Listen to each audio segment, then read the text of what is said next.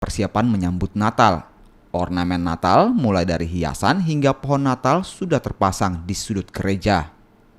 Pohon Natal raksasa lengkap dengan hiasan juga sudah terpasang di halaman gereja. Pihak panitia Natal mengatakan perayaan Natal di Gereja Katedral Makassar digelar pada 24 dan 25 Desember.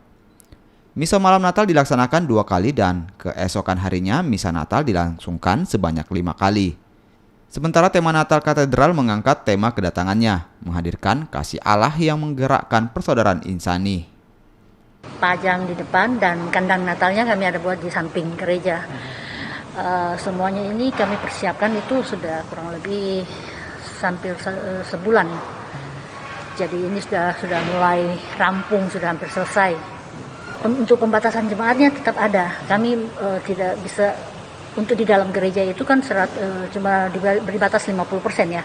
Nah, karena batas jemaat kami itu karena di dalam gereja tidak muat, kami akan ada tambahan sedikit di luarnya.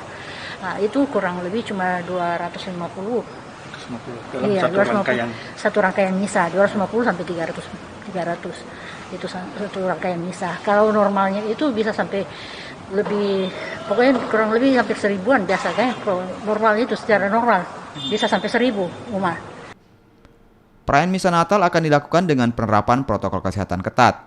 Jumlah jemaat dibatasi sebanyak 350 hingga 400 jemaat dari jumlah daya tampung gereja yang memuat ribuan jemaat. Selain misa di gereja, jemaat juga dapat mengikuti misa melalui live streaming. Jemaat yang ingin ke gereja juga wajib membawa kartu vaksin dosis pertama dan kedua. Arif Tirtana, Kompas TV.